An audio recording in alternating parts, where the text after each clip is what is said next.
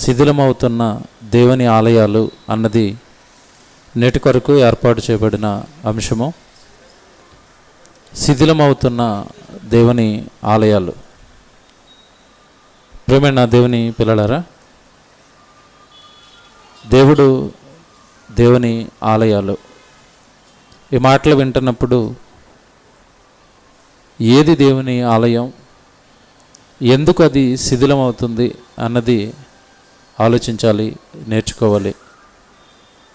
మనస్ఫూర్తిగా దేవుడు ఏం చెబుతాడు అని వాక్యం కోసం ఎదురు చూడాలి. తద్వారా వాక్యానికి భిన్నంగా మన జీవితంలో ఉన్న ప్రతిదీ దేవునికి అనుకూలంగా మార్చుకుని మన జీవితాన్ని వాక్యంలో భద్రపరచుకోవాలి. ప్రారంభం నుంచి దేవుడు ఆదికాండం నుంచి తన పిల్లలైన వారితో తన వాక్యం మాట పంపిస్తూ పిల్లల్ని బాగు చేయాలనుకుంటున్నాడు, పిల్లల్ని గొప్పవాళ్ళని చేసుకోవాలనుకుంటున్నాడు. ఈ లోక సంబంధమైన మురికి, ఈ లోక సంబంధమైన పాపం తన పిల్లలకు అంటకుండా కాచి కాపాడుకోవాలి అన్నది ప్రారంభం నుంచి దేవుడి ఆలోచన. ఇక్కడ మీరు అంశంలో ఒక మాట చదువుతున్నారు, శిథిలమవుతున్న దేవుని ఆలయాలు అనగానే. ఏంటి దేవుని ఆలయం అనగానే బైబిలులో దేవుడు చెప్పిన ఆన్సర్ వేరు, ఈరోజు దేవుడు వాక్యానికి భిన్నంగా మనుషులు చెప్తున్న ఆన్సర్స్ వేరు. మనము దేవుని ఆలయము అనగానే స్వతహాగా మన ఆలోచన ఎక్కడికి వెళ్తుంది చెప్పండి? దేవుని ఆలయం అనగానే ఏంటి? మనుషులు చేతులతో కట్టినదే దేవుని ఆలయం. దేవుని ఆలయం అనగానే మనసు ఇక్కడ ఉండిపోయింది. ఇక కాస్త బైబిల్ చదువుతున్న వారికి దేవుని ఆలయం అనగానే ప్రారంభంలో సొలొమోను కట్టిన ఆలయం అది జ్ఞాపకం వస్తుంది. బంగారపు దేవాలయం సొలొమోను దేవుడి కొరకు కట్టాడు అని.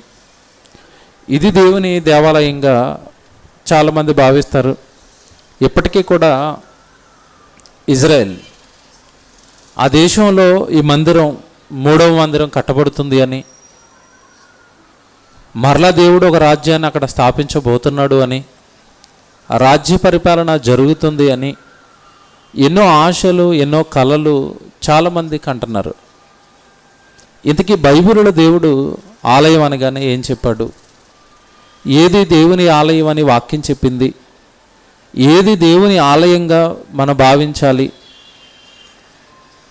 ఇది మనకి తెలియాలి వాక్యాన్ని బట్టి. తర్వాత అసలు దేవుడు ఎందుకు ఆలయాన్ని కట్టాడు? ఆ ఆలయం దేవుడు కట్టడం వెనకాల దేవుడికి ఉన్న ఉద్దేశాలు ఏంటి? తర్వాత ఆ ఆలయాలు ఎలా శిథిలమైపోయాయి అన్నది, ఇవన్నీ మనకి వాక్యంలో నుంచి తెలియాలి. దేవుని పిల్లలరా, ఏ సంగతి నేర్చుకున్నా మనుషులుగా మానవ పద్ధతిలో, మానవ కల్పితాలో కాదు. కానీ మనం ఏది నేర్చుకున్నా దేనిలో నుంచి నేర్చుకోవాలి అంటే వాక్యంలో నుంచి నేర్చుకోవాలి. అందుకే మనం అందరము ఇక్కడ కూడుకుంటాం, అందుకే మనం అందరము ఇక్కడ చేరుకుంటాం.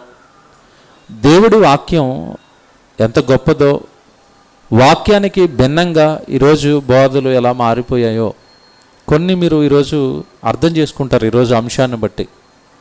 ముందుగా దేవుడు యెషయా గ్రంథంలో ఒక మాట చెబుతున్నాడు. 29వ అధ్యాయం ఒకసారి మీరు ఆ మాట చూడండి. యెషయా గ్రంథం 29వ అధ్యాయంలో తన పిల్లలైన వారు ఎలా పాడైపోయారో బాధపడుతూ ప్రవక్తతో ఏమండి మాటలు చెప్పించాడు. 13వ వచనంలో, యెషయా గ్రంథం 29వ అధ్యాయము 13వ వచనం, ప్రభువు ఇలాగు సెలవిచ్చుచున్నాడు. యెషయా గ్రంథం 29వ అధ్యాయము 13వ వచనం. జాగ్రత్తగా వాక్యాలు రాసుకొని చదువుకోవాలి. ప్రభువు ఇలాగు సెలవిచ్చుచున్నాడు, ఈ ప్రజలు నోటి మాటతో, దేనితో వస్తున్నారంట దేవుడి సన్నిధికి? ఈ ప్రజలు నోటి మాటతో నా యొద్దకు వచ్చుచున్నారు. నోటి మాటతో వస్తున్నారు. మరి ఇప్పుడు దేవుడి సన్నిధిలో నోటి మాటతో వస్తే దేవుడికి ఏమో ఆనందం కలగటం లేదా? ఈ ప్రజలు నోటి మాటతో నా యొద్దకు వస్తున్నారు, నా యొద్దకు వస్తున్నారు, నా యొద్దకు వస్తున్నారు అంటే సన్నిధికి వస్తున్నారు, గుడికి వస్తున్నారు. దేనితో వస్తున్నారు? దేనితో వస్తున్నారంట? నోటి మాటతో. మరి ఏం కావాలి దేవుడికి? నోటి మాటలు సరిపోవా? గట్టిగా స్తుతించండి, గట్టిగా ఆరాధించండి, గట్టిగా చప్పట్లు కొట్టండి, ఇవన్నీ దేంతో జరుగుతున్నాయి చెప్పండి? నోటితో, చేతులతో. మరి ఇది సరిపోదా దేవుడికి అంటే కాదు. ఒక మాట చెప్తున్నాడు, కింద చూడండి మీరు.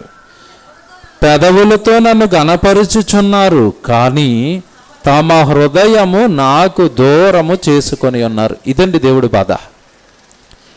అంటే ఇప్పుడు దేవుడికి ఏం కావాలి చెప్పండి? ఏం కావాలి? ఈ వచనం, ప్రారంభపు వచనం చివరికి మరలా ఇక్కడికి వస్తాను నేను గంట తర్వాత. దేవుడికి మానవ హృదయం కావాలి, ఆ హృదయంలో చోటు కావాలి, ఆ హృదయంలో ఆయన మీద ప్రేమ కావాలి, ఆ హృదయంలో దేవుడి గురించి ఆలోచించే మనుషులు కావాలి. పెదవులు వచ్చాయి, మనుషులుగా మీ దేహం వచ్చింది, కానీ ఏది దూరంగా ఉంది? హృదయం దూరంగా ఉంది అంటారు.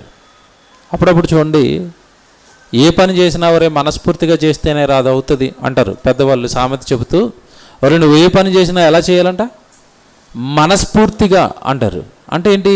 హృదయపూర్వకంగా నువ్వు ఏ పని ఎంచుకున్నా దాన్ని చేస్తేనే అది విజయవంతం అవుతుంది అని చెబుతూ ఉంటారు. ఈరోజు దేవుడి దగ్గరికి వస్తున్న మనము హృదయపూర్వకంగా హృదయాన్ని దేవుడికి అర్పించటానికే వచ్చామా? దేవుడు ఏం చెబుతాడు? నేను ఎలా ఉన్నాను దేవుడి విషయంలో, నా జీవితం ఎలా ఉంది, నా మాట ఎలా ఉంది, నా ప్రవర్తన ఎలా ఉంది, నా జీవన విధానం ఎలా ఉంది అని హృదయాన్ని చక్కబెట్టుకోవడానికి, హృదయాన్ని దేవుడికి ఇవ్వడానికే నా దగ్గరికి రండి, నా సన్నిధికి రండి అంటున్నాడు.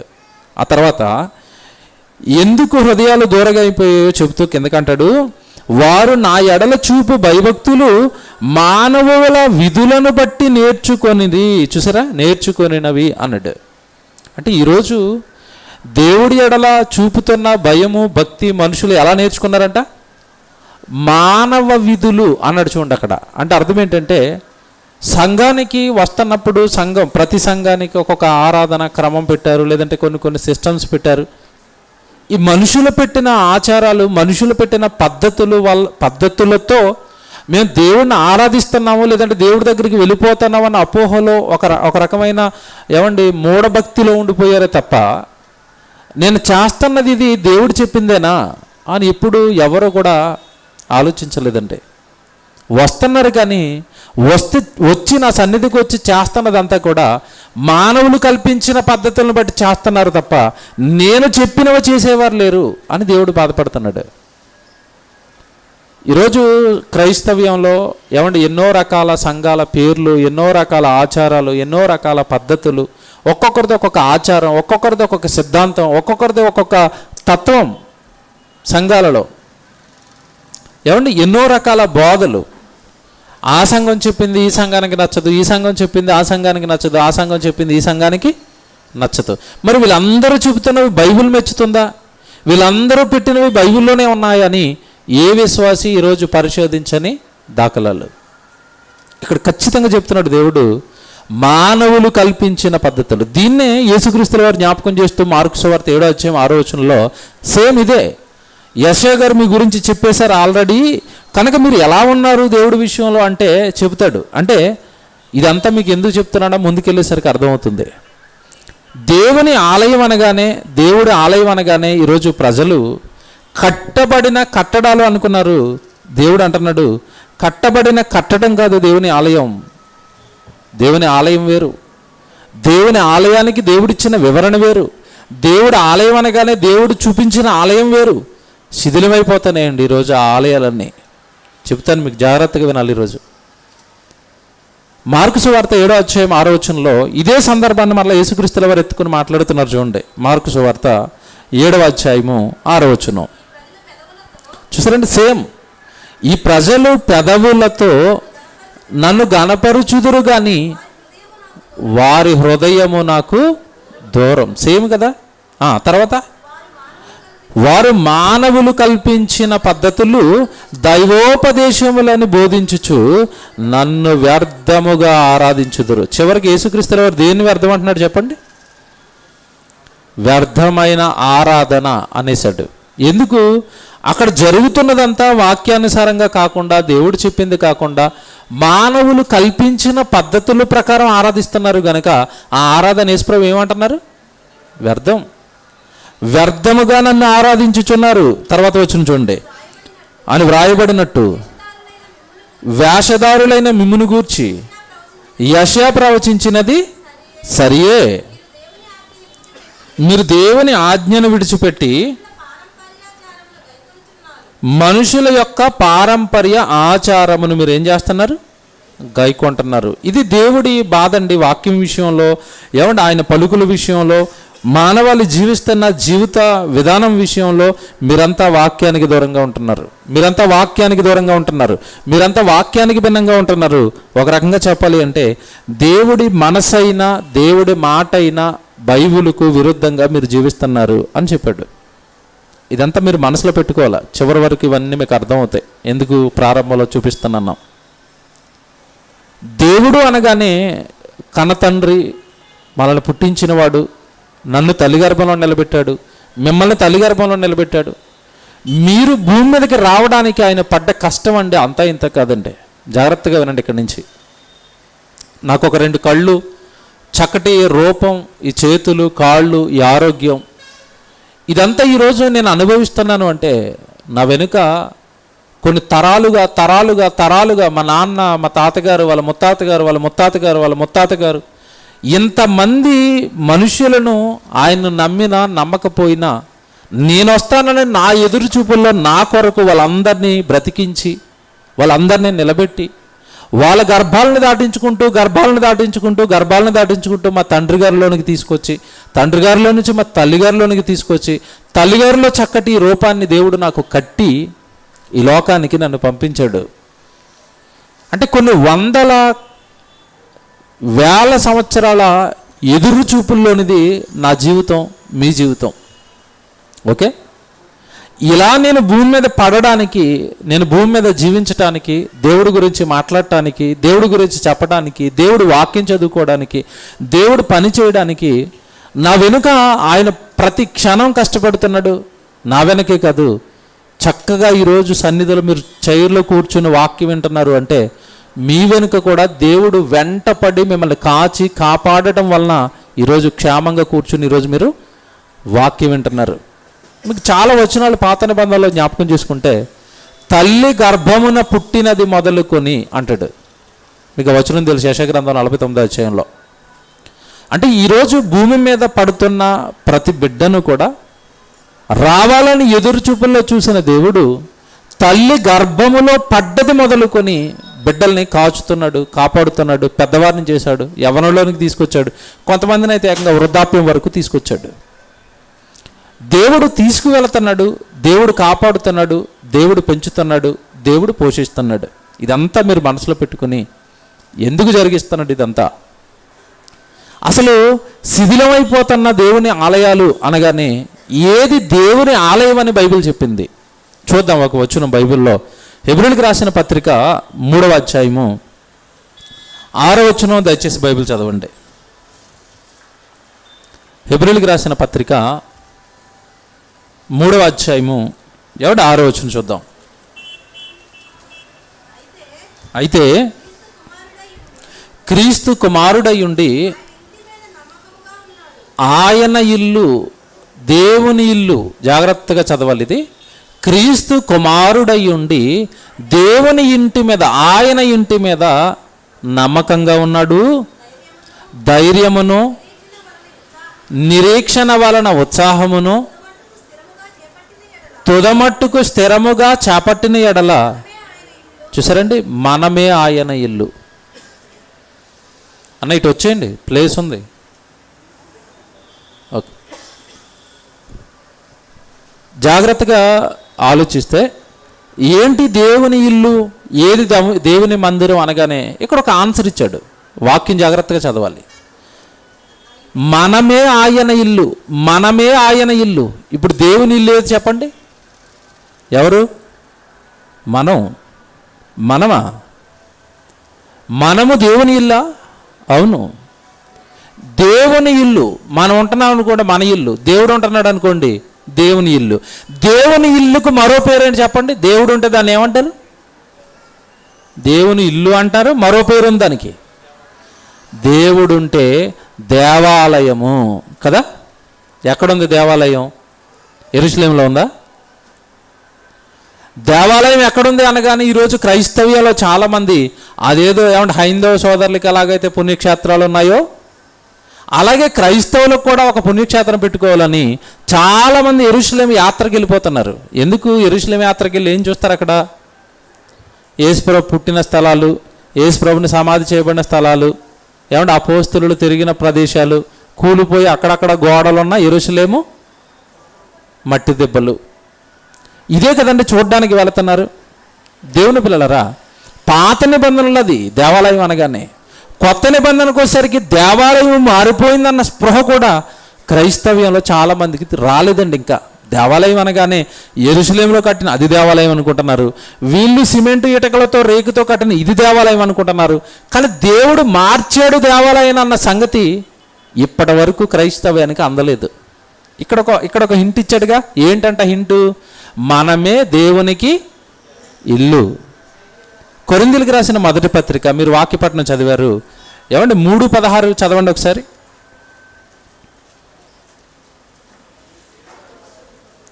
కొరింథీయులకు రాసిన మొదటి పత్రిక 3:16 చదువుతున్నారుగా. మీరు దేవుని ఆలయమై ఉన్నారు, మీరు దేవుని ఆలయమై ఉన్నారు. అక్కడేమో మనమే ఆయన ఇల్లు అన్నాడు. ఇక్కడికి వచ్చేసరికి ఏమంటున్నాడు? మీరు దేవుని ఆలయమై ఉన్నారనియు దేవుని ఆత్మ మీలో నివసించుచున్నాడు అనియు ఎరుగరా? మీరు ఎరగరా అని ఎప్పుడు అన్నాడు? ఇది మీరు ఎరగరా అని ఎప్పుడు రాశాడు ఈ పత్రిక? క్రీస్తు 59 అండి పత్రిక రాయబడిన కాలం. క్రీస్తు 59లో పౌలు గారి పత్రిక రాస్తే ఏమని రాస్తున్నారు పత్రికలో? మీరు దేవుని ఆలయం అన్నాడా, మీరు కట్టుకున్నది దేవుని ఆలయం అన్నాడా? జాగ్రత్తగా ఆలోచించండి. మీరు దేవుని ఆలయం, మీరు దేవుని ఆలయమై ఉన్నారనియు దేవుని ఆత్మ మీలో నివసించుచున్నాడనియు ఎరుగరా? ఏమంటే ఆ రోజు వాళ్ళకి బాగా వినాలి ఇక్కడ. ఆ రోజు వాళ్ళకి తెలియదు కనుక వాక్యం రాశాడు, కొరింథీ పట్టణంతో చెప్పేశాడు, మీరే దేవుని ఆలయం, ఇక మీరు దేవుని ఆలయాలంటే కట్టడాలని మాత్రం మీరు అనుకోకండి అన్నాడు. అప్పుడు ఆయన చెప్పాడు, సుమారు 2020 అంటే అన్ని సంవత్సరాలు, వేల సంవత్సరాలు దాటిపోయినా ఎప్పటికీనండి దేవుని ఆలయం అనేసరికి మనుషులే, నేనే దేవుడికి ఆలయం, ఈ దేవుని ఆలయాలన్నీ ఒక చోట కూడితే సంఘమే దేవుని మందిరం అన్న సంగతి ఇప్పటికీ అర్థం చేసుకోలేకపోయారండి. తిమోతికి రాసిన 2వ పత్రిక చూడండి. తిమోతికి రాసిన 2వ పత్రిక ఏమండి, ఈ మాట కూడా చూద్దాం. 3వ అధ్యాయం అనుకుంటాను. తిమోతికి రాసిన 2వ పత్రిక ఏమండి 3వ అధ్యాయము, మొదటి పత్రిక, క్షమించండి, మొదటి పత్రిక, తిమోతికి రాసిన మొదటి పత్రిక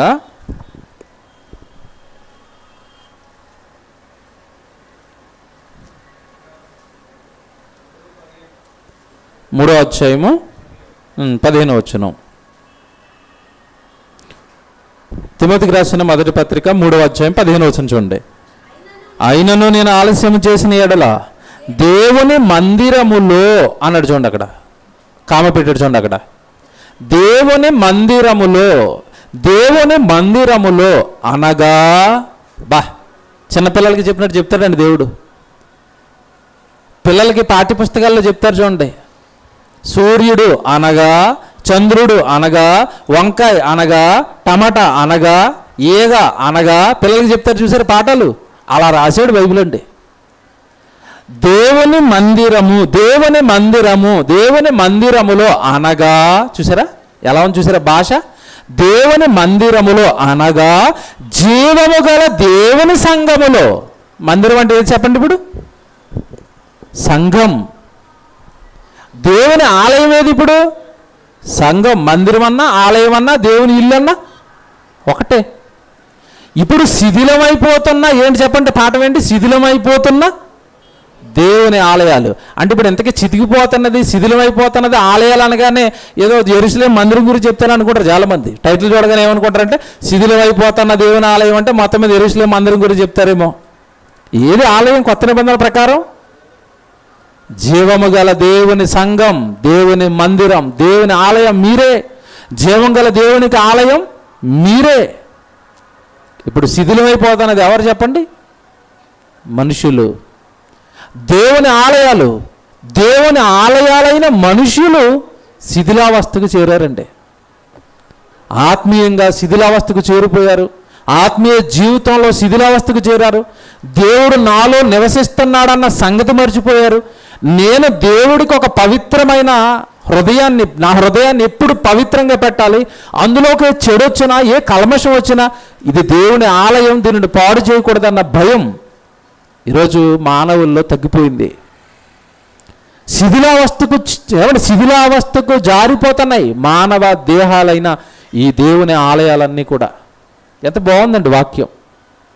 ఇకపోతే ఎవరైనా ఇప్పటికీ కొత్త నిబంధనలో దేవుడు ఈ మాట చెప్పిన తర్వాత కూడా ఇదిగో నేను దేవుడి మందిరం కట్టాను, నేను దేవుడి ఆలయం కట్టానని ఎవరైనా మోసం చేసేవాళ్ళు మన దగ్గరికి వస్తారేమోనని మనల్ని ప్రేమించిన మన కన్న తండ్రి పాత నిబంధన కాలంలోనే ఒక ప్రవచనం రాయించాడు, లేదా ఒక నిజాన్ని చెప్పేశాడు ఆలయానికి సంబంధించి. ఏం చెప్పాడు? ఒకసారి ఇర్మియా గ్రంథానికి మీరు రండి. ఇర్మియా గ్రంథం 7వ అధ్యాయము 4వ వచనం చూడండి. ఇర్మియా గ్రంథం 7వ అధ్యాయము 4వ వచనం. జాగ్రత్తగా చదవాలి, ఇది అందరూ తీసేవరకు ఆగండి ఈ వచనం. ఇర్మియా గ్రంథం 7వ అధ్యాయము 4వ వచనం. ఇర్మియా గ్రంథం 7వ అధ్యాయము 4వ వచనం. ఈ స్థలము యెహోవా ఆలయము, ఈ స్థలము యెహోవా ఆలయము. ఎన్నిసార్లు ఉంది చెప్పండి అక్కడ? ఎన్నిసార్లు ఉంది? లెక్క పెట్టారు ఎవరైనా? 3 సార్లు. 3 సార్లు ఎందుకు చెప్పాడో చెప్పాలా? ఎందుకు చెప్పాడు? ఎవరికైనా ఏదైనా విషయం బుర్రకెక్కట్లేదు అనుకోండి, మనం ఎన్నిసార్లు చెప్తాం? 3 సార్లు చెప్తారు, 4 సార్లు చెప్తారు. అలాగా దేవుడు కూడా స్థలం ఆలయం, స్థలం ఆలయం, స్థలం ఆలయం అని అనుకుంటున్నారేమో. ఎంత బాగా చెప్తాడు చూడండి. ఈ స్థలము యెహోవా ఆలయము. ఈ స్థలం ఇక్కడ దేవుడు మందిరం కట్టమన్నాడు, 52 రోజుల్లో కట్టమన్నాడు, 35 రోజుల్లో కట్టమన్నాడు, 4 రోజుల్లో షెడ్ వేయమన్నాడు. ఈ మాటలన్నీ ఏంటనుకుంటున్నారు? అబద్ధాలు.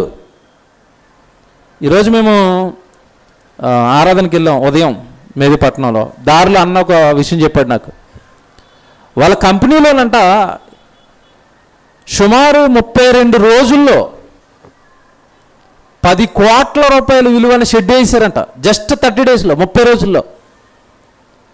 ఆ షెడ్ని చూస్తుంటేనండి అంత మెటీరియల్ ఎప్పుడు తెచ్చారో ఎప్పుడు వేసేసారో తెలియదు. 1 మంత్ 32 డేస్లోనండి అతి పెద్ద భారీ షెడ్ వేసారంట. నాకు అప్పుడు వెంటనే ఒక మాట స్ట్రైక్ అయింది. మన పక్కన ఒక ఆయన ఎప్పుడు చెప్తూ ఉంటాడు. ఏం చెప్తాడు చెప్పండి?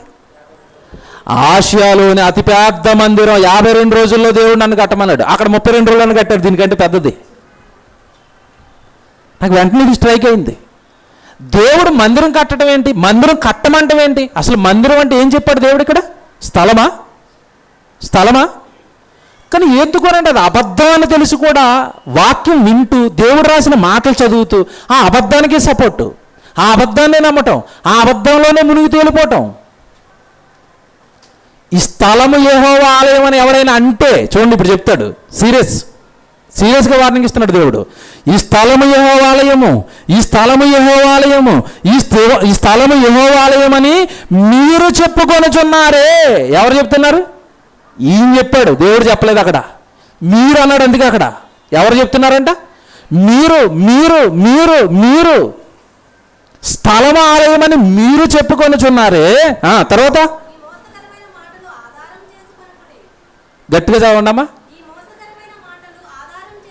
ఈ మాట ఏ మాట అంటండి? మోసం చేశాడా? చేశాడా చేయలేదు చెప్పండి బైబిల్ని బట్టి. ఈ మోసకరమైన మాట అన్నాడంటే మోసం చేశాడా? చేశాడు. అక్కడికి వెళ్తున్నా ఏ అమాయకుడికని వాక్యం తెలుసండి? తెలుసంటారా? తెలిస్తే వెళతాడా? పోనీ ఏదో తెలియక ఓ దొంగ దర్శనం వచ్చేసింది, దొంగ అబద్ధం చెప్పేశాడు, పోనీ కట్టుకున్నాడు, ఏదో కట్టుకున్న తర్వాత సంఘానికి బైబిల్ ప్రకారం ఏ పేరు పెట్టమని చెప్పింది సంఘానికి చెప్పండి? సంఘం ఎవరిది? క్రీస్తుది. పేరు ఎవరిది? సంఘం. ఏమన్నా ఇల్లు కట్టుకున్నారండి, మీ ఇంటికి ఎవరి పేరు పెట్టుకుంటారు చెప్పండి? మీ ఇల్లు కట్టుకుని పక్కన రోడ్డు పేరు పెడతారా? లేదు మీ పొలం పేరు పెట్టుకుంటారా? బాగా వినాలి మీరు. మీ పొలం పేరు పెట్టుకుంటారా? మీ ఇంటికి పెట్టుకోరుగా. లేదా మీకు ఏదో పక్కన ఇంకో నది పారుతుంది, గోదావరి నది, మీ ఇంటికి ఆ గోదావరి నది పేరు పెట్టుకుంటారా? పెట్టుకోరుగా. మీ ఇల్లు కట్టుకుని ఎవరి పేరు రాసుకుంటారు? మీ పేరు రాసుకుంటారు. కట్టింది ఎవరిది? సంఘం దేవుడిది, క్రీస్తుది. పేరు ఎవరిది పెట్టాలి? క్రీస్తుది. కానీ పేర్లు ఏం పెడుతున్నారు ఈరోజు? శిథిలం అండి, శిథిలం చేసేస్తున్నారండి. ఆత్మలన్నిటినీ, దేవుని ఆలయాలన్నిటిని పాడు చేస్తున్నారు వీళ్ళు. అసలు మీకు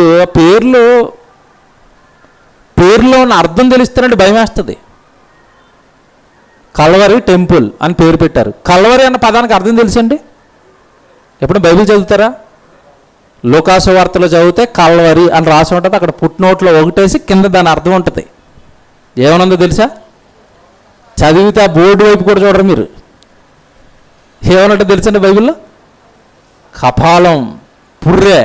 ఇంకా మీకు అర్థమయ్యే భాషలో చెప్పాలంటే ఇప్పుడు ఒరిజినల్గా తెలుగులోకి ట్రాన్స్లేట్ చేసి చదవండి. కలవరి అన్నది గ్రీక్ పదం అండి. ఇప్పుడు మీరు తెలుగులో చదవండి దాన్ని. కపాలం సంఘము లేదా కపాలం మందిరం. ఎలాగుంది ఇది? కపాలం మందిరం బాగుందా, క్రీస్తు సంఘం బాగుందా? చూసారండి? అంటే ఏమేనండి పెద్ద స్కాలర్స్, మళ్ళీ లక్షల మంది విశ్వాసులు. ఏం బొత్తుగా బైబిల్లో బేసిక్స్ తెలియండి. బైబిల్లో బేసిక్స్ తెలియవు. వాక్యం తెలియదంటే మళ్ళీ పౌరుషం. ఆయనకి రాదు. ఎవరికి వస్తే తెలుసా? విచిత్రం ఏంటంటే ఆయనకి రాదు. ఎందుకంటే అతనికి తెలుసు నాకు రాదని. ఎవరికి వస్తుంది అనుకున్నారు? కోపం కిందన్న వాళ్ళకి. మా అన్ననంటావా? వేల మందిని రక్షించాడు. ఎక్కడ తీసుకెళ్తాడు? వేల మందిని ఎక్కడ తీసుకెళ్తున్నాడు? పాతాళానికి. వాక్యానికి భిన్నంగా సంఘం ఉన్న, వాక్యానికి భిన్నంగా సేవకుడున్న, వాక్యానికి భిన్నంగా విశ్వాసం ఉన్న అంతిమంగా పరిస్థితి ఏంటి చెప్పండి? పాతాళం. తెలియదండి అమాయకులు. బాగు చేద్దామంటే మనల్ని తప్పడతారు, బాగు చేద్దామంటే మనం తప్పు చెప్తున్నాం అంటారు. బైబిల్ చెప్తే నచ్చదు, బైబిల్లో ఇలాగ ఉందంటే వినరు. ఎలా చెప్పండి? అందుకే ప్రారంభంలో ఆ వాక్యాలు చదివించాను మీకు. ఏమని? వీరు మానవులు కల్పించిన పద్ధతులను దైవోపదేశములని బోధించుచు నన్ను వ్యర్థముగా ఆరాధిస్తున్నారు. వ్యర్థమైన ఆరాధనలు. దేవుని పిల్లలారా, శిథిలం అయిపోతున్నాయండి దేవుని ఆలయాలు. దేవుని మందిరం అనగా సంఘం శిథిలం అవుతుంది. సంఘం సత్యం చెప్పక, బైబిల్లో ఉన్నది చెప్పక, దేవుడు చెప్పింది చెప్పక, దేవుడు రాయించింది చెప్పక. చూడండి ఎంత బాగా చెప్పాడు ఇక్కడ. ఇర్మియా గ్రంథం 7:4 మళ్ళీ చదువుతాం. ఈ స్థలము యెహోవా ఆలయము, ఈ స్థలము యెహోవా ఆలయము, ఈ స్థలము యెహోవా ఆలయమని మీరు చెప్పుచున్నారే, ఈ మోసకరమైన మాటలను మీరు మోసం. దేవుడు చెప్పాడండి మోసం అని మేము చెప్తామండి. బైబిల్లో చెప్పాడు కనుక దేవుడు. భయపడేది ఏమి లేదు. భయపడితే దేవుడికి భయపడతాం, వాక్యానికి భయపడతాం. దేవుడు అది మోసం అన్న తర్వాత ఎవరికో భయపడి మోసం కాదని చెప్పే పిరికితనం అయితే మాకు లేదు. మనుషులకు అసలు భయపడేదే లేదు. దేవుడు చెప్పాడు మోసం అదని, దేవుడు రాశాడు అది మోసం అని. దేవుని పిల్లలారా, ఇకపోతే వీళ్ళు ఇన్ని చెప్తారంటే ఎక్కడికి తీసుకొస్తారంటే అదేంటంటే మందిరం తప్ప అంటున్నారు. మరి పాత నిబంధనలో సొలొమోను కట్టలేదా మందిరం అంటే? ఎందుకు కట్టాడు తెలుసా సొలొమోను మందిరం? ఒకసారి చూస్తారా? దినవృత్తాంతాలు లేదంటే సమూయేలు మొదటి గ్రంథం చూడండి, సమూయేలు 2వ గ్రంథం చూద్దాం. సమూయేలు 2వ గ్రంథం. ఇవన్నీ తెలియాలండి. ఇదంతా చరిత్రలు, ఆ దేవాలయానికి సంబంధించిన చరిత్ర. ఇదంతా బోల్ టైం పడుతుంది. కాకపోతే మచ్చుకు 1-2 చూపిస్తాను అంతే. సమూయేలు 2వ గ్రంథం 7వ అధ్యాయం 5వ వచనం చదవండి. బైబిల్ చదవండి బాగా. సమూయేలు 2వ గ్రంథం 7వ అధ్యాయము 5వ వచనం. నువ్వు పోయి నా సేవకుడకు దావీదుతో ఇట్లనము, యెహోవా నీకు ఆజ్ఞ ఇచ్చినదేమనగా. చూడండి ప్రశ్న. నాకు నివాస స్థలముగా ఒక మందిరమును కట్టింతువా? ఏం దావీదు ఏదో కోరుకున్నావంట అన్నట్టు దేవుడు. అలా ఆ ఫ్లో ఇది. దావీదు ఏదో కోరుకున్నావంట కదా, నాకు మందిరం కడతానన్నావంట కదా, అంతే కదా అక్కడ ఆశ్చర్యార్థకం వేశారంటే అర్థం ఏంటి అక్కడ? ఏమంటే తెలుగు భాష మీద సరైన పట్టు ఉండాలి. నాకు నివాస స్థలముగా ఒక మందిరమును కట్టింతువా, ప్రశ్న ఉంది అక్కడ. అంటే అర్థం ఏంటి? నాకు మందిరాన్ని కట్టేస్తావా? తర్వాత ఐగుప్తులో నుండి నేను ఇశ్రాయేలును రప్పించిన నాట నుండి నేటి వరకు మందిరములో నివసింపక డేరాలోను గుడారములోను నివసించి సంచరించి తిని ఇశ్రాయేలుతో కూడా సంచరించిన కాలం అంతయు నా జనులను పోషించుడని నేను ఆజ్ఞాపించిన ఇశ్రాయేలు గోత్రములతో ఎవరితోనైనను దేవదారుమయమైన మందిరం ఒకటి మీరు నాకు కట్టింపకపోతిరే అని నేనెన్నడైనను అనియుంటినా అన్నానా? మందిరం కట్టించమని అన్నానా? బాగా వినాలి. మందిరం కట్టించమని అన్నానా? అన్నాడా? అనలేదా? అనలేదా? అన్నానా అంటే అర్థం ఏంటి చెప్పండి? నేను ఏమైనా అడిగానా అంటే అర్థం ఏంటి? అడగలేదుగా నేను. ఇప్పుడు దావీదునే అడగలేదు, ఇక్కడ జాగ్రత్తగా వినాలి. దావీదునే అడగలేదు దేవుడు. దావీదు కోరిక అది మందిరం కట్టాలన్నది. ఇప్పుడు బంగారపు దేవాలయం కట్టిన దావీదునే అడగకపోతే ఈ రేక్ షెట్కి అడగమని అడుగుతాడా? మీరు బాగా ఆలోచించండి. ఎక్కడో ట్రాప్ కదండి ఇదంతా, ఎక్కడో మోసం కదా, ప్రజల్ని మోసం చేయడానికి ఎక్కడో వాక్యం చెప్పింది, దేవుడు చెప్పిన ట్రాప్ కదా ఇదంతా. దేవుని పిల్లలారా, సంఘం కూడుకోవడానికి ఒక బిల్డింగ్ కట్టుకోవడం తప్పని నేను అంటం లేదు, అది తప్పంటలేదు. సంఘం కూడుకోవాలంటే ఏముండాలి? చక్కగా ఒక మందిరం, ఒక షెడ్ ఉండాలి, ఒక ఏదో ఒకటి కూడుకోవడానికి ఉండాలి. అది కట్టుకోవడం తప్పంటం లేదు, కట్టుకోవచ్చు. కానీ అది దేవుని ఆలయం అంటే మాత్రం తప్పు. ఎవరు దేవుని ఆలయం? నువ్వు, మీరు. మనమంతా ఇలా కూడుకుంటే ఇది దేవుని ఆలయం, కానీ ఇది మనం కూర్చున్నాం చూసారు ఈ బిల్డింగ్, ఇది దేవుని ఆలయం కాదు. అందుకే ఇక్కడ రెంట కడతాం, ఇది వద్దంటే మనం ఇంకో చోటకి వెళ్ళిపోతాం. ఇది మా పవిత్ర స్థలం, దీనికి పూజ చేస్తాం మనం, చేయంగా. ఆలయం అంటే మనం ఎక్కడ కూర్చున్నా, మనం రేక్ షెడ్లో కూర్చున్నా అది దేవుని ఆలయమే, ఇంట్లో కూర్చున్నా అది దేవుని ఆలయమే, ఈ బిల్డింగ్లో కూర్చున్నా మనం కూడా దేవుని ఆలయం. దేవుని ఆలయాలు ఎవరు? మనం మనం మనం ఎంత బాగా రాసిడండి బైబిల్. కానీ మోసం జరుగుతుంది. ప్రారంభంలో దావీదుతో అంటున్నాడు, నేను ఎప్పుడైనా నిన్ను కట్టమన్నా నాయన, నీకెందుకు వచ్చింది ఆ విచిత్రమైన ఆలోచన? నేను డేరాలో అడ్జస్ట్ అయిపోతానుగా. ఒకవేళ నువ్వు కట్టాలనుకున్నా నాకు మందిరం కట్టడానికి నీ స్తోమత కానీ నీ శక్తి కానీ సరిపోదు అన్నాడు. ఎందుకు సరిపోదు? ఎవడు మనకి ఇల్లు కట్టుకుంటాం అనుకోండి, మీకు తెలుసో లేదో, స్లాబ్ ఎన్ని అడుగులు వేస్తారు చెప్పండి? స్లాబ్ హైట్ అడుగులు ఎన్ని ఉంటాయి? 12 ఎక్కడో రేరుగా వేస్తారు, 7, 8 గట్టిగా అంటే 9, అంతేనా? అంతకు మించి హైట్ అయ్యారు ఒక చోట 10 వేస్తారేమో, అంతేనా లాస్ట్. ఎందుకంటే కింద సీలింగ్ వస్తుంది, ఏసీలు వస్తాయి కనుక పెంచుకుంటారు కొంతమంది. ఎందుకు ఈ హైట్ సెట్ చేశారు చెప్పాలా? దేన్ని బట్టి హైట్ సెట్ చేశారు చెప్పాలా? దేన్ని బట్టి సెట్ చేశారు హైట్ చెప్పండి? మనిషి హైట్ని బట్టి, అంతేనా? సుమారు బాగా బారు మనిషి అయితే ఎంత ఉంటాడు? 6 అడుగులు. పైన ఒక 3 అడుగులు వెళ్తే 1 అడుగు ఫ్యాన్ వస్తుంది, మధ్యలో 2 అడుగులు గ్యాప్ ఉంటుంది. ఇదేనా లెక్క? ఇంతేనా? లేదా ఒక ఏమంటే ఫాల్ సీలింగ్ అంటారుగా, అది 1 అడుగు దిగినా మధ్యలో ఇంకొక అడుగు ఉంటుంది, 10 అడుగులు వేస్తారేమో గట్టిగా బాగా చేయించుకోవాలనుకున్న వాళ్ళు. అంటే ఈ హైట్ అనేది దేనిని బట్టి నిర్ణయించబడింది? మీ కట్టడం దేనిని బట్టి నిర్ణయించుకున్నారంటే మీకున్న ఎత్తును బట్టి. జాగ్రత్తగా వినండి. ఇప్పుడు ఒకవేళ దేవుడికి మందిరం కట్టాలనుకో, నా కొలతలు చెప్తాను రాసుకోండి అన్నాడు. ఏంటి కొలతలు? ఆకాశము నా సింహాసనము, భూమి నా పాదపీఠము, మీరు నా కొరకు ఎలాంటి మందిరము. ఇప్పుడు ఈ దేవుడి కొలతలు అవి. ఆకాశం ఏంటంట? సింహాసనం అంటే అర్థం ఏంటి? కూర్చునే కుర్చీ. కూర్చునే కుర్చీయే ఆకాశం అయితే ఇక పైకి ఆయన రూపం ఎంత ఉంటుంది? భూమి నా పాదపీఠం అన్నాడంటే ఆయన ఒక కాలు పెట్టుకుంటేనే భూమి ఏమైపోయింది? నిండిపోయింది. ఏమంటే కాలు పెట్టుకుంటే భూమి నిండిపోతే ఆ భూమి మీద మనది ఎక్కడో ఆసియా ఖండం, ఆ ఆసియా ఖండంలో భారతదేశం, ఆ భారతదేశంలో తెలంగాణ రాష్ట్రం, ఆ తెలంగాణ రాష్ట్రంలో ఎక్కడో హైదరాబాదు, ఆ హైదరాబాద్ మూలన ఎక్కడో ఒక కాలనీ, ఆ కాలనీలో ఎవడు 100 ఇల్లులు ఉంటే చివరి ఒక 4 సెంట్లు తీసి అక్కడ ఏం కట్టేస్తాం? మందిరం కట్టేస్తారు దేవుడికి. కాలెట్టుకుంటేనే భూమి క్లోజ్ అయిపోయిందంటే భూమి మీద ఎక్కడో ఒక మూల ఇంత కట్టించి దేవుడు మందిరం అంటే ఎలాగా? బాగా స్టడీ చేయండి. సమూయేలు మొదటి గ్రంథం, సమూయేలు రెండో గ్రంథం, దినవృత్తాంతాల మొదటి గ్రంథం, దినవృత్తాంతాలు రెండో గ్రంథం. ఆలయం మీద కూర్చుని స్టడీ చేయండి. ఏమన్నాడు తెలుసా? కేవలం ఆలయం నా ప్రజలు వచ్చి ప్రార్థన చేసుకోవడానికి తప్ప అందులో నేను పట్టను. చూస్తారా? కట్టించిన సొలొమోను ఇచ్చిన సాక్ష్యం చెప్తాను. రాజుల మొదటి గ్రంథం బైబిల్ చూడండి జాగ్రత్తగా. రాజుల మొదటి గ్రంథం 8వ అధ్యాయానికి రండి.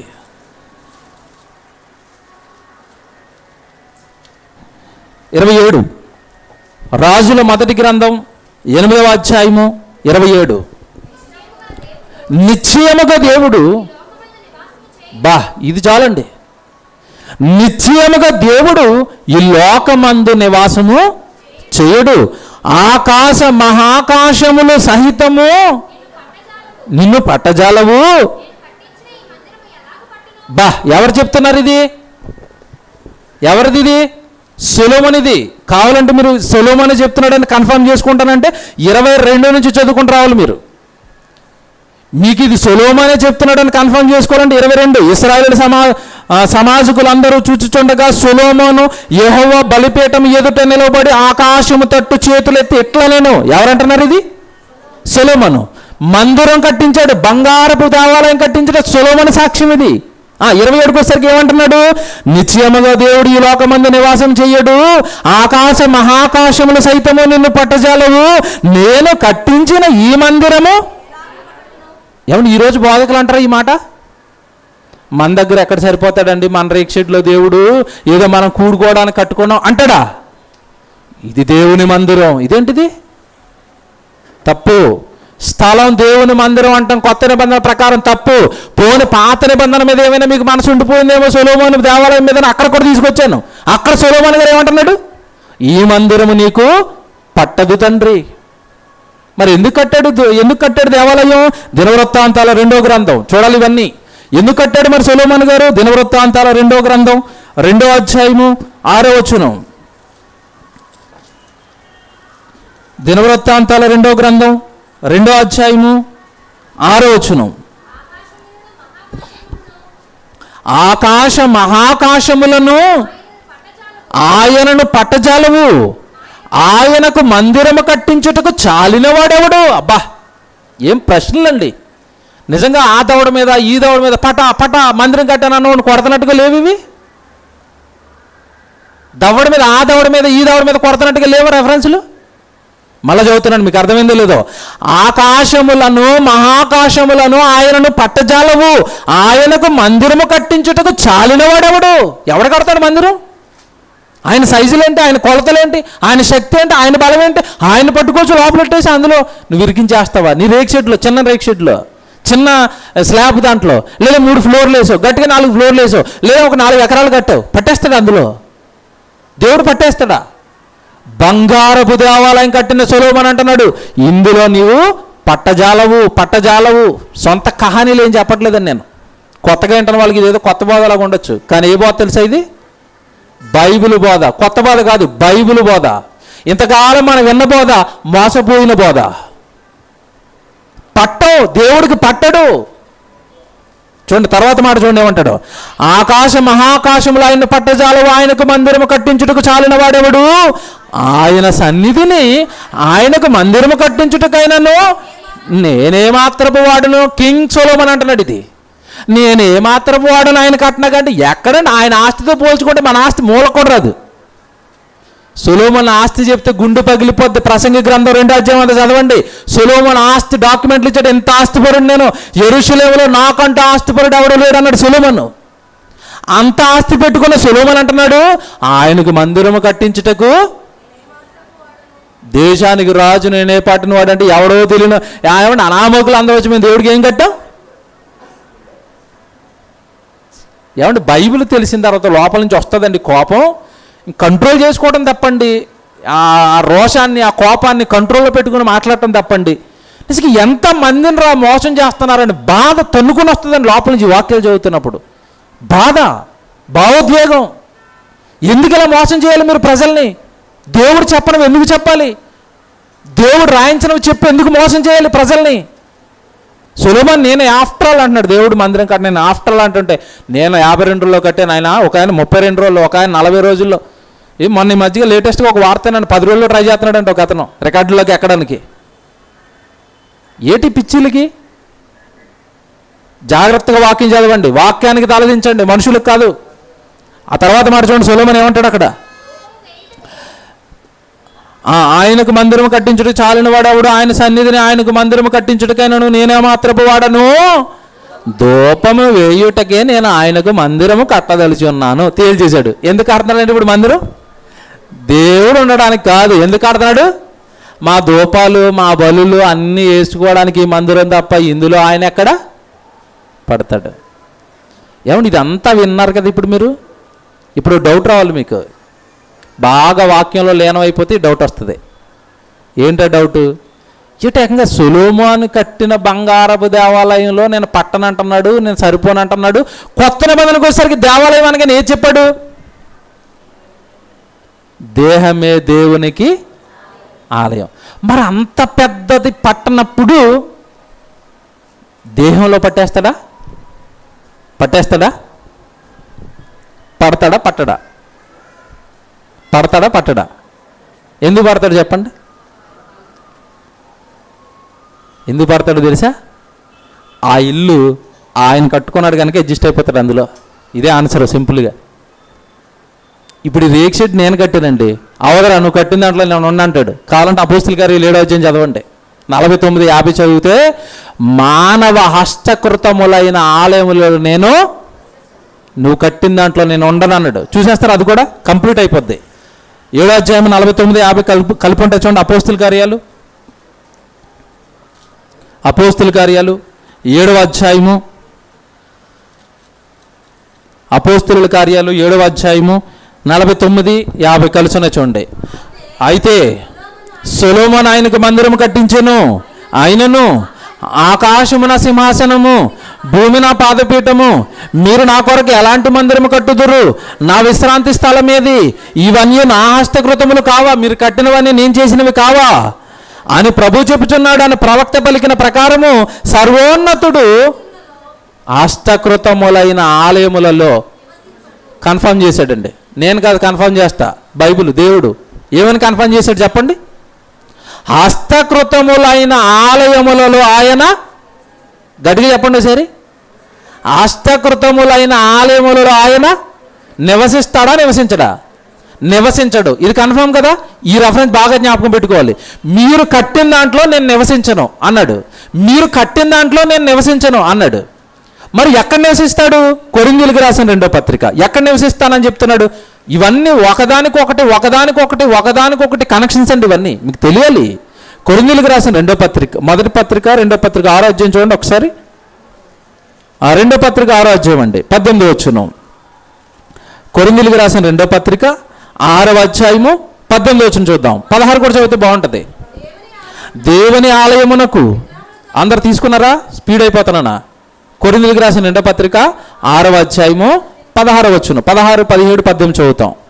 దేవుని ఆలయములకు విగ్రహములతో ఏమి పొందిక, మనము జీవము గల దేవుని ఆలయమై ఉన్నాము. ఆన్సర్ మారదు. కొత్త నిబంధనతో ఒకేలా ఉంటుంది.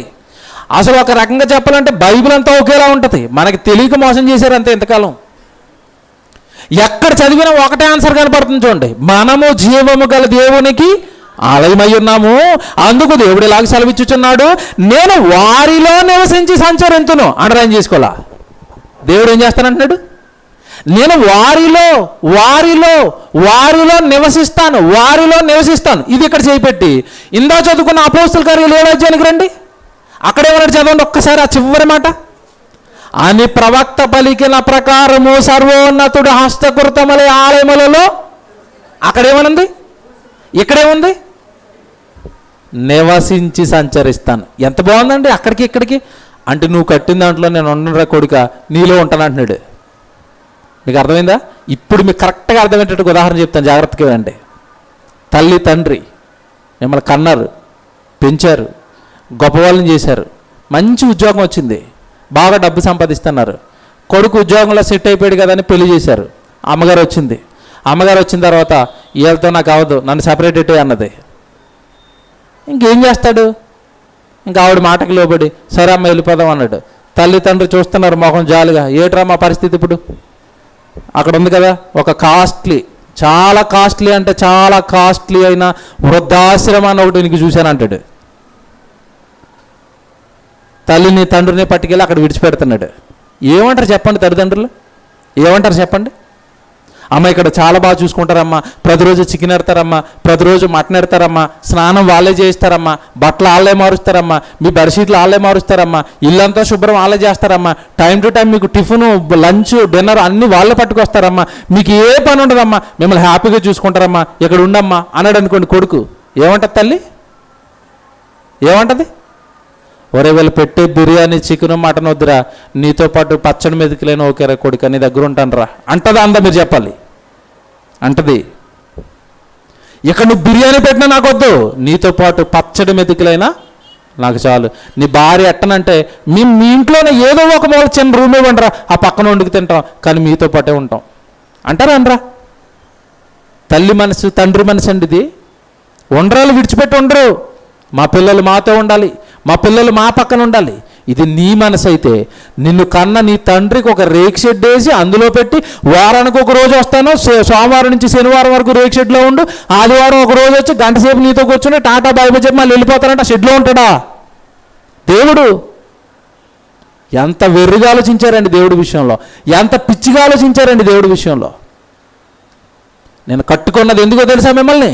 తల్లి గర్భంలో 300 రోజులు కన్ను కాళ్ళు ముక్కు నోరు, ఆ చక్కటి దేహం, నీ చక్కటి రూపం, నీకున్న కన్ను ఎవరికి ఉండదు, నీకున్న వేలుముద్ర ఎవరికి ఉండదు, నీకున్న రూపం ఎవరికి ఉండదు, నీకున్న స్మెల్ నీకున్న వాసన ఎవరికి ఉండదు. అన్నీ సెపరేట్ సెపరేట్ సెపరేట్. నువ్వంటే అంత పిచ్చి నాకు. అంత సెపరేట్గా అంత కష్టపడి నిన్ను కట్టుకుంటే, నీలో నేనుండడానికి నేను కట్టుకుంటే నన్ను ఎక్కడ పెట్టావు ఇప్పుడు? నన్ను ఎక్కడ పెట్టావు? ఎక్కడో ఒక రేక్ షెడ్లో వేసి నువ్వు మాత్రం జాలీగా తిరుగుతావా? నో. 6:18 ఇక్కడ చివరేమంటున్నాడు చెప్పండి? నేను వారిలో నివసించి, నువ్వెక్కడికి వెళ్తే అక్కడ నీతో పాటు వస్తాను కొడుక. నువ్వే మీటింగ్ వెళ్తే ఆ మీటింగ్ నీతో పాటు వస్తాను. నువ్వు నా పిల్లలతో ఎలాగుంటున్నావో చూస్తాను. నువ్వు నా వాకింగ్ కొరకు నా పరిచర్య కొరకు నువ్వు తిరుగుతుంటే నీతో పాటు తిరుగుతాను. నువ్వు కష్టపడుతుంటే నా గురించి, నువ్వు మాట్లాడుతుంటే నా గురించి నీలో ఉండి నేను ఆనందిస్తాను. నీలో ఉంటాను కొడుక, నీతోనే ఉంటాను కొడుక. నువ్వు నా మాటలు ఎవరికైనా చెబుతూ ఉంటే నీలో ఉండి ఆనందపడిపోతాను. నువ్వు ఎవరినైనా సంఘానికి ఒకరిని రమ్మని ఆహ్వానిస్తుంటే నా కొడుకు నా కూతురు నా గురించి చెబుతుందని నీలో ఉండి ఆనందిస్తాను. నీతో ఉంటాను కొడుక, నీతో ఉంటాను, నీతో ఉంటాను. వద్దు, నువ్వు మాతో వద్దు. ఎందుకంటే నువ్వు మాతో ఉంటే మేము ఏం చేయకూడదు? పాపాలు చేయడానికి ఉండదు, నేరాలు చేయడానికి ఉండదు, ఘోరాలు చేయడానికి ఉండదు, హత్యలు చేయడానికి ఉండదు, దుర్మార్గాలు చేయడానికి ఉండదు. కనుక నువ్వు అక్కడ ఉండు, మేము వారానికి ఒకసారి వచ్చి నేను కలుసుకుని. సరేండి, ఎలా మార్చేశారండి దేవుడు మనసును. వాక్యం తెలియకండి ఈరోజు ఇప్పటికీ సమాజానికి దేవుడు మనసు అర్థం కాలేదు. వాక్యం తెలీదు. శిథిలం అయిపోతున్న దేవుని ఆలయాలు. వద్దు, నువ్వొద్దు, నువ్వొద్దు, నువ్వొద్దు. ఏం కావాలి మరి మాకు? ఏం కావాలని అడుగుతున్నారు చూపిస్తాను చూడండి. హోషేయ గ్రంథం మీరు చూడండి, బైబిల్ హోషేయ గ్రంథం 4వ అధ్యాయము 1వ వచనం జాగ్రత్తగా చదవండి. హోషేయ గ్రంథం ఏమండి 4వ అధ్యాయము. ఇశ్రాయేలులారా యెహోవా మాట ఆలకించండి. సత్యమును కనికరమును దేవుని గూర్చిన జ్ఞానమును దేశమందు లేకపోవట చూచి యెహోవా దేశ నివాసులతో వ్యాజ్యమాడుతున్నాడు. దేశంలో ఏమి లేదంట? కనికరం లేదు, సత్యం లేదు, ముఖ్యంగా దేవుడు గూర్చిన జ్ఞానం లేదు. దేవుడు గూర్చిన జ్ఞానం అంటే ఈ దేహాన్ని దేవుడు కట్టాడని, దేహం దేవుడికి పవిత్ర స్థలమని, ఆ దేహంలో ఆ హృదయంలో దేవుడు ఉంటాడని, దీనిని పాడు చేయకూడదని, దీనిని నాశనం చేయకూడదని, అపవిత్రపరచకూడదు దేహాన్ని. దేవుడు దేవాలయమైన దేహాన్ని అపవిత్రపరచకూడదన్న కనీస జ్ఞానం ఈరోజు మనిషికి లేదు.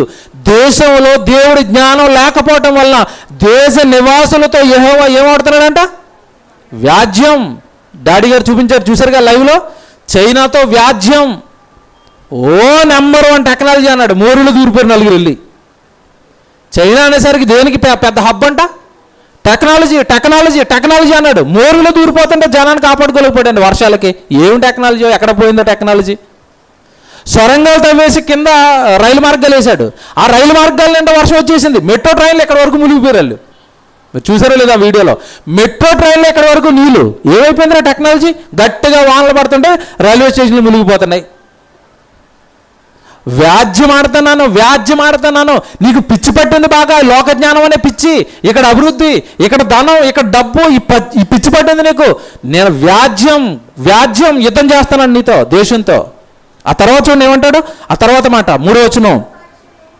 అబద్ధ సాక్ష్యము పలుకుటయు, అబద్ధం ఆడుటయు, హత్య చేయుటయు, దొంగిలించుటయు, వ్యభిచరించుటయు వాడుకయ్యింది. వాడుకంటే అర్థం ఏంటి చెప్పండి? అలవాటు. ఏం అలవాటు అయిపోయాయంట? చిన్నప్పుడండి స్కూల్లో మంచి అలవాట్లు చెడు అలవాట్లు నేర్పుతారు. చాట్ వేసేసి మధ్యలో గీత కొట్టి మంచి అలవాట్లు చెడు అలవాట్లు. పొద్దున్నే స్నానం చేయాలి పిల్లలకి, అదే కదండి. వాళ్ళు లేచిన స్నానం చేయరు.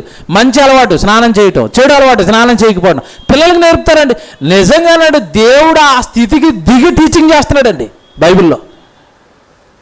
నరహత్య చేయొద్దు, దొంగతనం చేయొద్దు, అబద్ధ సాక్ష్యాలు పలకొద్దు, ఇవి కూడా చెప్పాలండి మనిషికి. ఆ స్టాండర్డ్కి దిగి చేస్తున్నాడు టీచింగ్. పాడైపోయారా నువ్వు? నీ నోరు తెరిస్తే అన్నీ ఏమొస్తున్నాయంట? అబద్ధ సాక్ష్యము పలుకుట, అబద్ధమాడుట, హత్య, దొంగతనం, వ్యభిచారం. ఏమైపోయిందంట? అలవాటు. ఇంకా ఎంత భయంకరమైన పదాన్ని ప్రయోగించాడంటే, మీరు అలా చూసుకుంటూ వచ్చేస్తే 8వ వచనం చూడండి. 8వ వచనం. నా జనులు పాపములను ఆహారముగా చేసుకొందురు. బా, ఏమి వివరణ ఇచ్చాడండి. పాపాన్ని ఏంగా చేసుకున్నారంట? ఎందుకు ఆహారంతో పోల్చాడు పాపాన్ని? మీరు చెప్పాలి. ఎందుకు ఆహారంతో పోల్చాడు? ఆహారం తినకపోతే ఉండగలవా? ఎన్ని పూటలు వేయాలి రోజుకి? 3 పూట్ల. కొంతమంది టైంపాస్కి 4వ పూట కూడా వేస్తారు స్నాక్స్. అంటే రోజుకి ఎన్నిసార్లు వేస్తున్నారు ఆహారం? 4 సార్లు.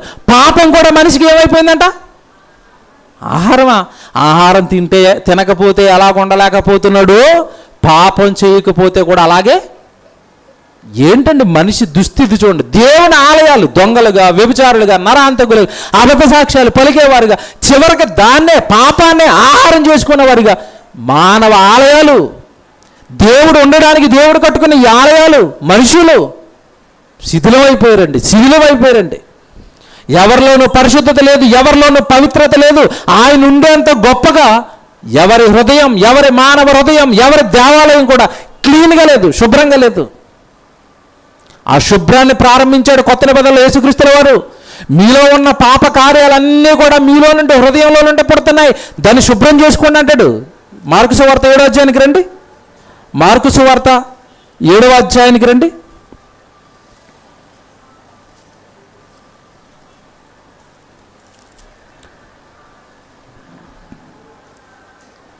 15వ వచనం. మార్కు సువార్త 7వ అధ్యాయం 15వ వచనం అండి. వెలుపల నుండి లోపలికి పోయి మనిషిని అపవిత్రునిగా చేయగలిగినది ఏదీ లేదు, కానీ లోపల నుండి బయలు వెళ్ళినవే మనుషుని ఏం చేస్తున్నాయి? ఇంతకీ లోపల నుంచి బయటకు వచ్చావంటే ఏంటి? కింద 20వ వచనంలో చెప్తాడు. 20వ వచనంలో మనుషులు లోపల నుండి బయలు వెళ్ళినది మనిషిని అపవిత్రపరచును. లోపల నుండి అనగా లోపల నుండి ఇది మాత్రం బలిగుంటుందండి ప్రతి చోటనండి టీచింగ్ అండి ఇది. అనగా అంటాడు.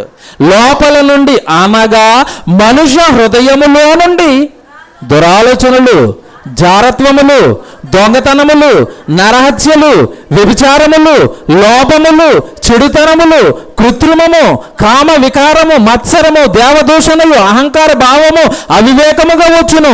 ఈ చెడ్డవన్నీ లోపల నుండే బయలు వెళ్ళి మనుషుని ఏం చేసేయంట? ఏం చెప్పాడండి లిస్టు.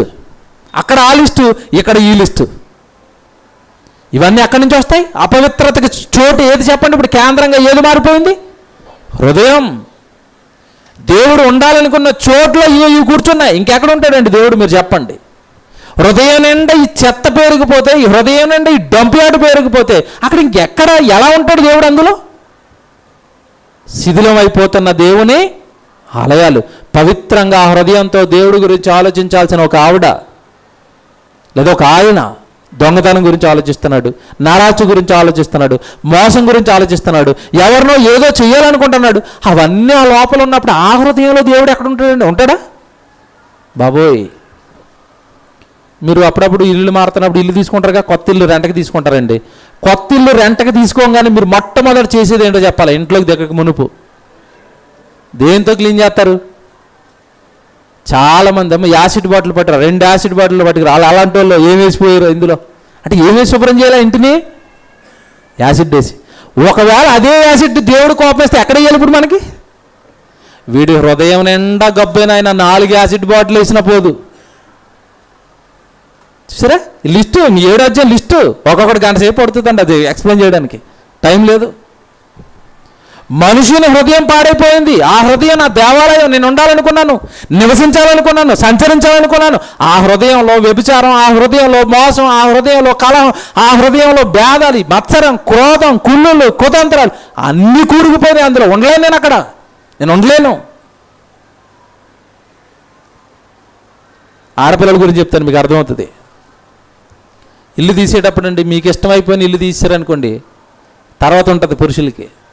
కనుక ఇల్లు తీసే ముందు ఎవరిని తీసుకెళ్తారు చెప్పండి? ఖచ్చితంగా అమ్మగారు ఉండాల్సిందే. ఎందుకు? ఆవిడికి నచ్చింది అనుకోండి ఇరుకైనా అడ్జస్ట్ అయిపోద్ది. నచ్చకుండా మీరు విశాలమైంది తీసినా సరే రోజు ఏదో గొడవ పెడుతుందండి. ఏదో మళ్ళీ అది బాగోలేదంటది, ఇది బాగోలేదంటది. ఎందుకు చెప్పండి? ఎందుకు? ఇల్లు విశాలంగానే ఉంది కానీ అందులో ఉండడానికి ఆవిడికి మనసు లేదు. బాగాలేదు, ఇక్కడ బాగాలేదు. మా అమ్మగారి ఇంటి పక్కన అయితే బాగుండేది, అప్పుడప్పుడు వాళ్ళని కలుసుకుని వచ్చేదాన్ని. ఇంతకీ సమస్య ఏంటి చెప్పండి? అక్కడ స్థలం కాదు. ఏది సమస్య? హృదయం నచ్చలేదు ఆవిడికి. ఆవిడికి నచ్చిన ఇల్లు అనుకోండి ఇరుగ్గా ఉన్నా సరే అక్కడక్కడ నీట్గా సర్దేసుకుంటుంది, అడ్జస్ట్ అయిపోద్ది. ఇది మీకు ఎందుకు చెప్పానంటే, ఇప్పుడు దేవుడును ఒక పెద్ద 4 ఎకరాల్లో కట్టినా ఉండడు. ఎందులో ఉండాలనుకుంటున్నాడు? నేను కట్టుకున్నాను రా నీ దేహాన్ని, నీలో ఉంటాను రా, అది ఇరికైనా సరే లోపల అడ్జస్ట్ అయిపోతాను నేను. కానీ నువ్వు విశాలమైన షెడ్ వేసిన అందులో నేను ఉండను. మీకు ట్రంప్ గారి కూతురు వచ్చింది హైదరాబాద్కి, తెలుసు కదండి, ఇవాంకా ట్రంప్. ఆవిడ వచ్చింది హైదరాబాద్కి.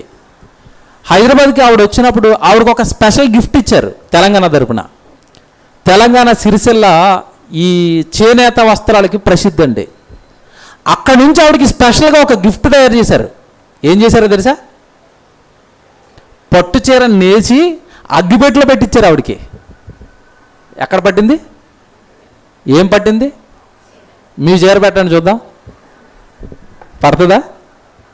అలా డిజైన్ చేశారు. అది విచిత్రం ఏంటంటే అది ఏదో ఏమంటే జస్ట్ అగ్గిపెట్టు వరకు మాత్రమే అనుకునేరు, అది కట్టుకోవడానికి కూడా పనిచేసింది. ఆవిడ కట్టుకొని చూపించింది, నాకు ఈ గిఫ్ట్ ఇచ్చారని. చాలా బాగుంది అది. కానీ అతని నైపుణ్యం అందే 6 అడుగుల చీరని మడిచి ఎక్కడ పెట్టాడు? అగ్గిపెట్టెలో పెట్టాడు. అలాంటిది మహాకాశాలు సైతం పట్టని దేవుడు ఇష్టపడుతున్నాడు కనుక నిన్ను చిన్న రూపంగా మారిపోయి నీళ్ళు ఉండిపోతాను రా, నువ్వంటే నాకు ఇష్టం రా, ఇరుకైనా సరే ఉండిపోతాను రా లోపలంటే. వద్దు బాబోయ్ వద్దు, నువ్వు రాక నాకు వద్దు, మీకు ఒక పెద్ద కొండ కడతాం, కొండ మీద ఎడతాం నిన్ను. దేవుడిది ఆలయాలన్నీ ఎక్కడ ఉంటాయి చెప్పండి? ఊరి మధ్యలో ఉంటాయి, ఊరికి చివరి ఎక్కడ కొండల మీద ఉంటాయా?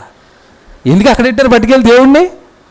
మేము ఇంటి మధ్యలో తాగుతాం, తందనాలు వేస్తాం, షికారులు వేస్తాం, ఇక్కడ నువ్వు ఉంటే అవదు కనుక ఎక్కడ ఉండాలి నువ్వు? అక్కడెక్కడో కొండ మీద ఉండు, మాకు మనసైనప్పుడు వచ్చి టాటా చెప్పి కానుకేసిపోతాం.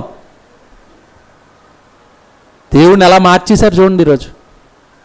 దేవుని పిల్లలారా, దేవుడు అనగానే కన్న తండ్రి ఎందులో ఉండాలనుకుంటున్నాడు? ఆలయం. మీరు నా ఆలయం, మీలో ఉండాలనుకుంటున్నాను. కానీ ఆలయాలన్నీ శిథిలమైపోయానండి. ఎవరి హృదయం కూడా దేవుడికి, దేవుడి వాక్యానికి, దేవుడి మనసుకు దగ్గరగా లేవు, ఉండలేకపోతున్నాడు. అందుకే బైబిల్లో బాధపడిపోతాడండి. ఎంత బాధపడతాడు అంటే, ప్రకటన గ్రంథానికి మీరు వచ్చేసరికి ఒక మంచి మాట దేవుడు చెప్తాడు చూడండి. ప్రకటన గ్రంథం ఏమంటే 3వ అధ్యాయము 20వ వచనం చూడండి ఒకసారి. ప్రకటన గ్రంథం 3వ అధ్యాయము 20వ వచనం చూడండి. ఇదిగో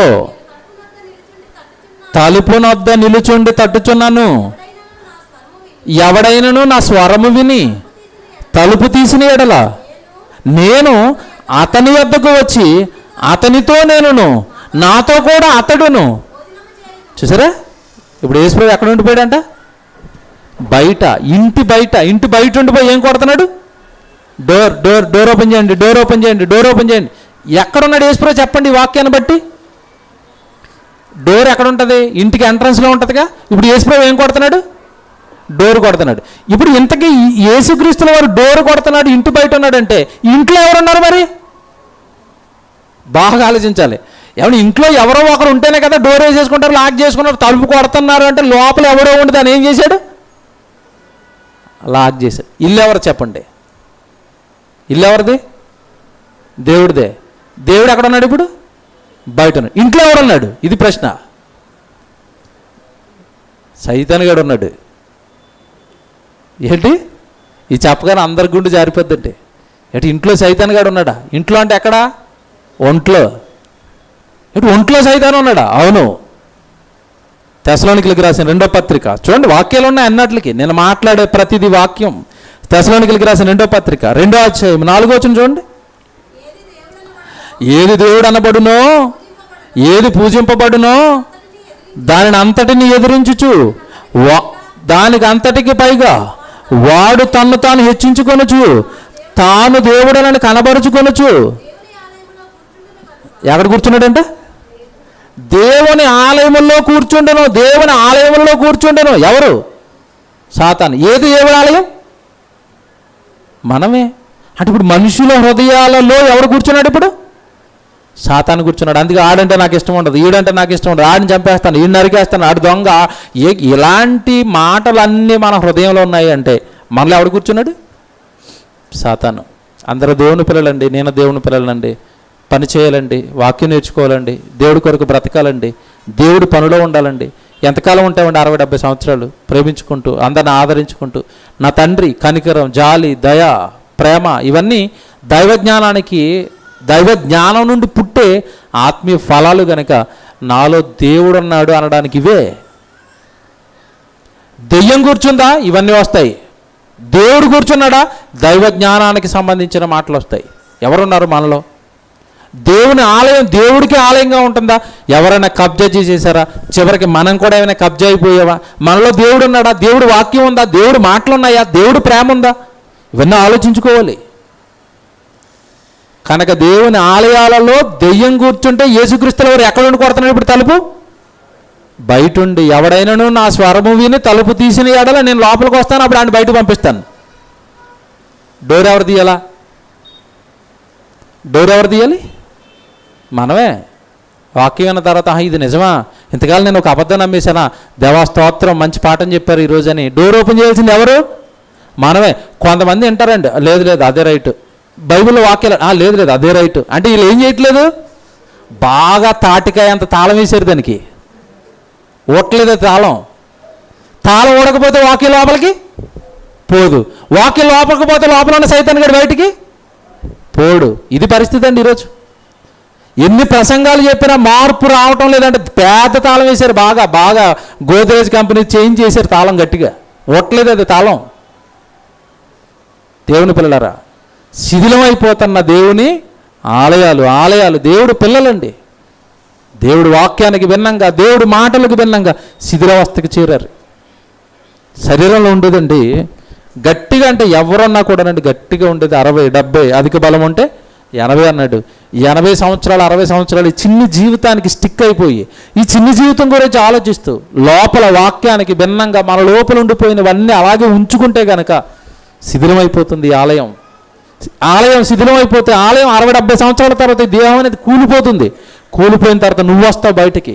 అప్పుడు దానికి భయంకరమైన శిక్ష, భయంకరమైన వేదన, భయంకరమైన అగ్ని పాతాళం మండిపోతామండి. కనుక దేవుడు వాక్యానికి లోబడదాం. దేవుడు ఆలయం అండి. మన హృదయం, ఈ మానవ దేహం అనేది దేవుడికి ఆలయం అండి. పవిత్రంగా ఉంచుదాం ఈ ఆలయాన్ని. పవిత్రమైన ఆలోచనలు, పవిత్రమైన పరిశుద్ధమైన ఆలోచనలు, పరిశుద్ధమైన మాటలు, పరిశుద్ధమైన పనులు అన్ని పవిత్రతకు పరిశుద్ధతకు సంబంధించినవి హృదయంలో ఉండాలి తప్ప ఏ చిన్న మచ్చ దేవుడు మనలో చూసినా పరలోకానికి మనల్ని రానివ్వడు. సాతానుని పరలోకం నుండి పాతాళానికి గెంటేసింది ఎందుకో తెలుసా? మహోన్నతునికి పైగా నా సింహాసనాన్ని నేను హెచ్చించుకొందునని మనసులో అనుకుందంట. సాతాను ఎక్కడ అనుకుందని చెప్పాడు? మనసులో అనుకుంది, క్రియల్లోకి రాలేదు. ఇంకా అది మనసులో ఉండగానే దేవుడు పట్టాడు. నీ మనసు బాగోలేదు తోసేయండి అన్నాడు అంతే. ఎంత దారుణం చూసారో దేవుడి చట్టాలు, చాలామందికి తెలియదండి. కాబట్టి హృదయం పరిశుద్ధంగా ఉండాలి, తలంపు పరిశుద్ధంగా ఉండాలి, మన ఆలోచన పరిశుద్ధంగా ఉండాలి. ఏమంటే లోకంలో ఉన్నాం కనుక మన చుట్టూ పాపం ఉంది కనుక ఎప్పుడైనా పాపపు ఆలోచన మనకు వస్తున్నా సరే వెంటనే దాని నుంచి దూరం జరగాలి. జారత్వమునకు దూరముగా పారిపోండి అన్నాడు ఏకంగా బైబిల్లో. పక్క తిరగండి అని కాదు, కొంచెం పక్క జరిగిన ఆయన అని కూడా అనలేదు. ఏం చేయమంటున్నాడు? పరిగెట్టరా నాయన, అక్కడి నుంచి పరుగు తీయ అంటున్నాడు. పరుగు తీయ అంటుంటే ఏమంటే పక్కనే నులివెచ్చని స్థితిలో దానికి అంటుకునే ఉన్నాం. ప్రమాదం అండి, ప్రమాదం, జీవితం ప్రమాదం. భూమి మీద 60-70 సంవత్సరాల కాలం ఎలాగైనా గడిచిపోతుంది. మరణం తర్వాత శిక్ష అనుభవించక తప్పదు. శిథిలమైపోతున్న దేవుని ఆలయాలు ఏవి చెప్పండి? మానవ హృదయాలు. మనమే. వాక్యం లేకపోయినా, దేవుడికి అనుకూలమైన ఆలోచనలు లేకపోయినా మనం కూడా శిథిలావస్థలో ఉన్న ఆలయమే.